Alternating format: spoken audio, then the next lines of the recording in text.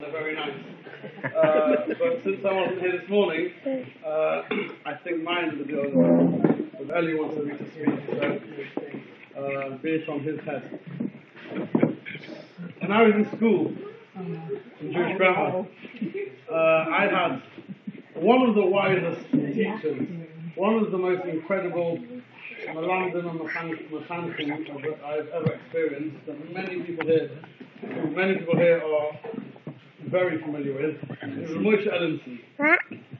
Moshe Ellenson was my third year Gemara Rebbe, and apart from Gemara, he taught me a lot of really very huge chokhmas in life and ideas, and the way he interacted with us that very much govern how I think I am as both a teacher and as a parent.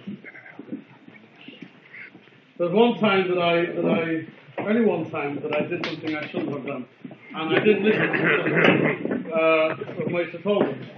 He gave me specific instructions, which I, in my personal Torah, chose to ignore. So he gave me lines. So Moshe gave me lines. He gave me 100 lines. I have to write out 100 times. I will always listen to my Rebbe. So I wrote it out 100 times and handed it in to him.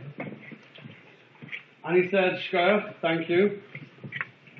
And he crumpled it up and put it in the bin and asked me to write it another 100 times, which I did. Not so willingly, but I did. So I handed in the second one, and he kept the second one. So I asked him,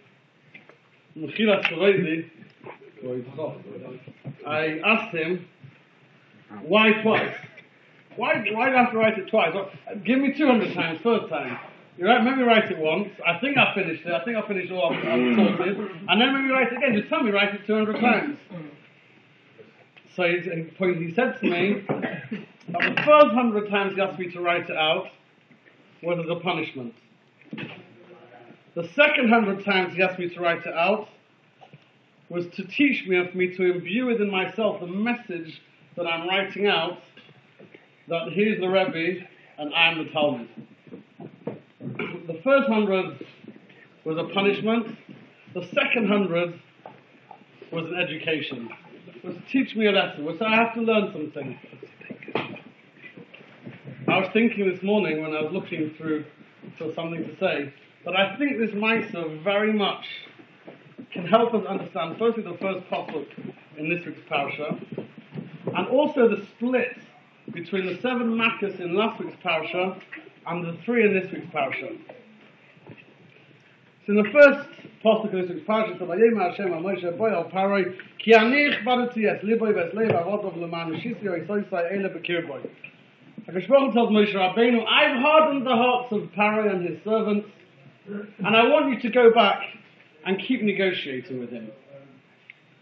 Which seems to be an absolutely futile effort.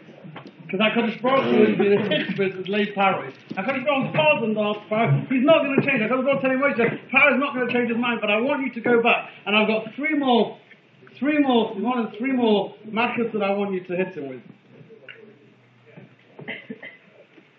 The first 7 makkos are the punishment.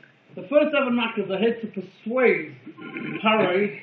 They have a tachlis to persuade Paroi to free Klal Yisrael and give Paroi the opportunity to free Klal Yisrael.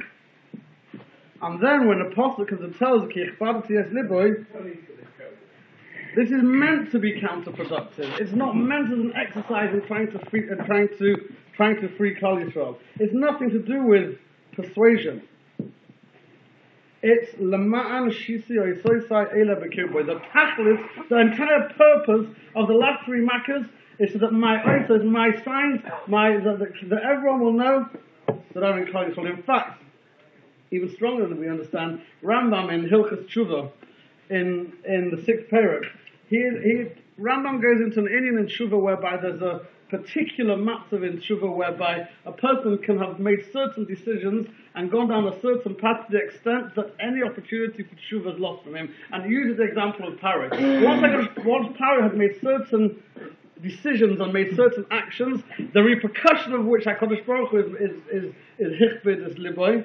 At that point, the opportunity of tshuva is taken away from Paroi. So there's nothing, there is no way that they can persuade Paroi to change his mind. Now, if we go right back to the beginning, of Moshe Rabbeinu's first meeting